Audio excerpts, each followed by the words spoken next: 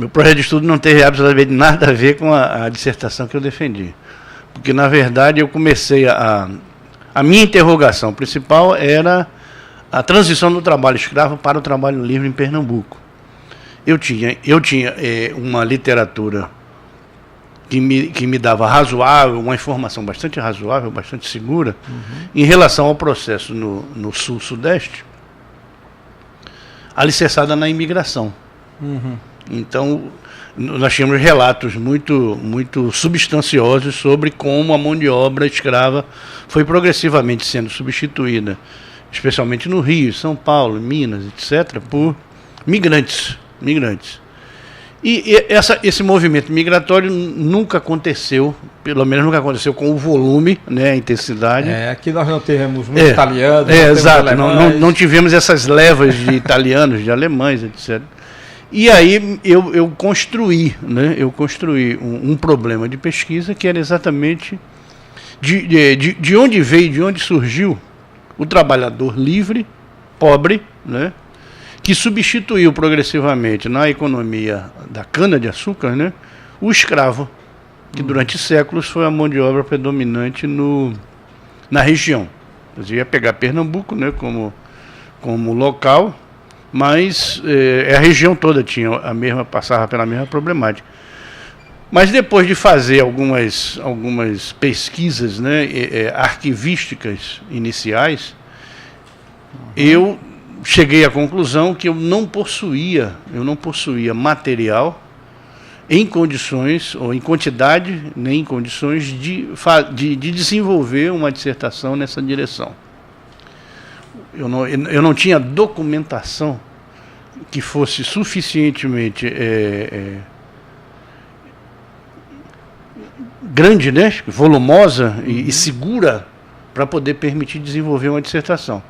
Eu só consegui um artigo, né, foi o máximo que eu consegui, um artigo para o meu professor orientador, o professor José Bonifácio de Andrade. Que era um sociólogo que cuidava exatamente, dessas questões. Ele era professor do programa, foi meu professor e foi meu orientador.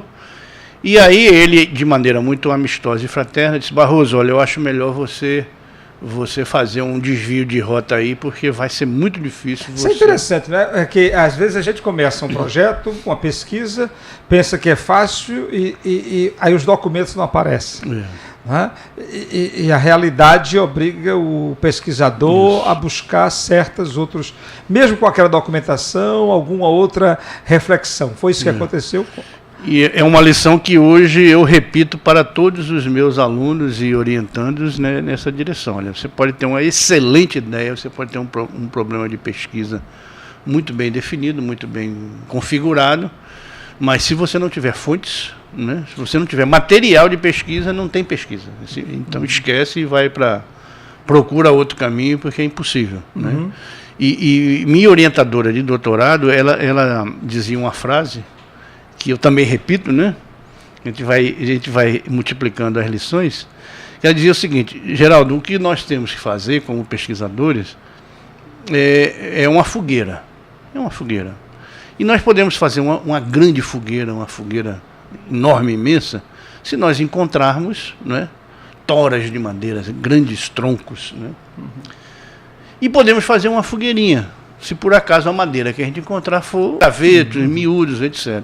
Agora, o que nós não podemos deixar de fazer é a fogueira. É a fogueira, né? Ela tem que aquecer de alguma forma. Exatamente. Agora, o tamanho da fogueira vai depender do material que você vai encontrar para poder construir essa sua fogueira. Mas aí... Então, eu não me distancio, eu não perco de vista o empírico. O empírico é decisivo. Sem fontes, não tem pesquisa histórica. Foi exatamente possível, isso que lá o senhor José Bonifácio, que também foi meu professor, eu trabalhei, estudei com ele também, uma disciplina, mas aí você terminou fazendo uma dissertação sobre o Recife. Isso. Crescimento urbano, marginalidade e criminalidade. O caso do Recife entre 1880 e 1940. O que é que significou isso? O que é isso? Bom, a marginalidade, criminalidade, Recife, 80, 40. Bom, em primeiro lugar, me transformei num conhecedor do Recife, que muito morador nascido e criado não conhece, né? através de leituras de pesquisas, eu conheci um Recife do passado, que eu não vivenciei, evidentemente, mas que me atraiu ainda mais para a cidade. Né?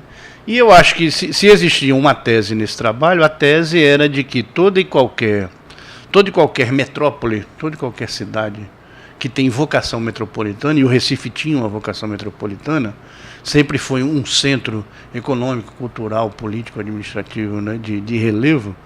Toda e qualquer cidade que tem esse tipo de vocação, ela carrega junto consigo, junto com o seu processo de crescimento, né, transformações sociais, que eu diria que são inevitáveis, porque são próprias da forma como esse processo de crescimento se dá nessa área, nesse território, nesse tipo de sociedade.